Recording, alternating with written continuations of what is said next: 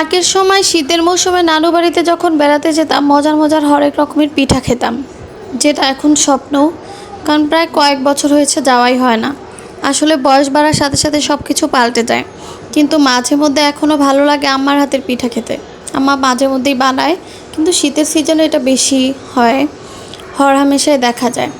এখন এতটাই ব্যস্ত সবাই, এখন আর পিঠা বানানোর সেই সময় কারো থাকে না, বা আম্মা বানালেও আমাদের সময় হয় না খাওয়ার মতো। এই তো অনেক দিন পরে আম্মা বেশ কয়েকটা, আমাদের গ্রামের ভাষায় এটাকে বলা হয় পুয়া পিঠা, অনেকে তেলের পিঠাও বলে। এই পিঠাটা ভীষণ মজা, খেতে অনেক ভালো লাগে। যদিও আমি গিয়ে আম্মার বাসায় গিয়ে দেখি আম্মা পিঠা বানাচ্ছে। পিঠার গোলাটা তৈরি করতে হয়, যদি গুড় দিয়ে বানানো হয় তাহলে গুড়টাকে, যদি ঝোলা গুড় হয়ে থাকে তাহলে ঝোলা গুড়ের মধ্যে চালের গুঁড়া এবং পানি দিয়ে খুব ভালোভাবে ম্যাশ করে হালকা একটু লবণ দিয়ে এটাকে খুব ভালোভাবে মিক্সচার করতে হয়। মিক্সচার করে সেটা দিয়ে এই পিঠাটা তৈরি করে। যদি এই গোলাটা আপনি বেশ কিছুক্ষণ রেখে দেন, 2 থেকে 4 ঘন্টা রেখে দেন, তাহলে অবশ্যই এটা খুব ভালো ফুলবে। কেউ কেউ এখানে ডিমও ব্যবহার করে, কিন্তু আম্মা বরাবরই একটু অন্য ধরনের করে বানায়। আম্মা প্রথমে কিছুটা গুঁড়ি নেয়, চালের গুঁড়া নিয়ে সেটাকে পানির সাথে একটু কড়াইতে করে গরম করে নেয়, একটা দলা বানিয়ে নেয়। ওই দলা পাকানো আটার ডোটা দিয়ে যখনই এই পিঠার জন্য গোলা বানাতে হয়, তখন এই গোলার ভিতরে ওই আটার ডোটা দিয়ে দেয় এবং খুব ভালোভাবে হাত দিয়ে চটকে নরম করে মিক্স করে ফেলে সব কিছু। এই তো এভাবে আম্মা কয়েকটা গোলা বানিয়ে পিঠা তৈরি করে ফেলেছে।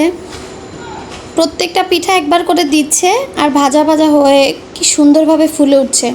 আসলে দেখতে যেমন সুন্দর, এই পিঠাগুলো খেতেও ভারী মিষ্টি, ভারী মজা।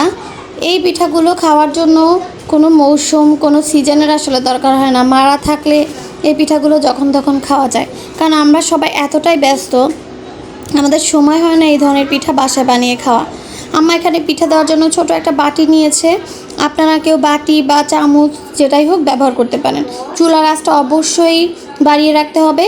প্রথমে একটু করে 1 বাটি করে পিঠার গোলা দিয়ে দিচ্ছে গরম তেলের উপরে, আর পিঠাটা ফুলে ফুলে উঠছে। এরপর এপিঠ ওপিঠ 2 পিঠ খুব ভালোভাবে লালচে করে ভেজে নামিয়ে নিতে হবে। এটাকে চিনি দিয়েও বানানো যায় ঠিক একই পদ্ধতিতে, তবে চিনি দেওয়া হলে পিঠার কালারটা একটু সাদা সাদা আসবে।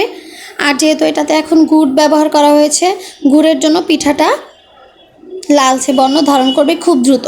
তবে হ্যাঁ, একটু ভালোভাবে মাঝারি আঁচে রেখে, প্রথমে খুব ভারী আঁচ দিয়ে তারপরে মাঝারি আঁচ করে চুলার আঁচ মাঝারি রেখে পিঠাগুলোকে ভেজে তুলতে হবে। এগুলোকে নরম তুলতুলে খুব ভালো লাগে পিঠাগুলো খেতে। আপনি অনেকগুলো পিঠা বানিয়ে রেখে ওভেনে গরম করে খেতে পারেন। যাদের বাসাতে ওভেন নেই তারা এই পিঠাগুলো যদি গরম খেতে চান, তাহলে অবশ্যই একটা পাতিল চুলায় বসিয়ে দিবেন, তার ভিতরে কিছুটা পানি দিবেন। উপরে যেমন আমরা ছাঁকনি, পানি ছাকার ছাঁকনি বা কোনো ঝাঁঝরি, যেটা প্লাস্টিকের ঝাঁঝরিও হতে পারে বা স্টিলের ঝাঁঝরি হতে পারে, সেটা বসিয়ে দিয়ে যখন ভাপ চলে আসবে, গরম পানির ভাপটা উঠে আসবে, তখন বসিয়ে দিবেন পিঠাগুলো খুব গরম হয়ে তুলতুলে হয়ে যাবে। নরম ছাড়াও অনেকে আবার শক্ত খেতে পছন্দ করে। কেউ কেউ দেখা যায় সকালে বানিয়ে রাখলে সন্ধ্যায় খায়, সন্ধ্যায় মোটামুটি একটু শক্ত হয়ে থাকে। আবার কেউ কেউ দেখা যায় আজকে সন্ধ্যায় বানালে তারপর দিন খেতে পছন্দ করে, সেটাও শক্ত খাওয়া যাবে। আসলে পিঠাগুলো যেভাবেই খান, পিঠাগুলো অনেক টেস্টি অ্যান্ড ইয়াম্মি।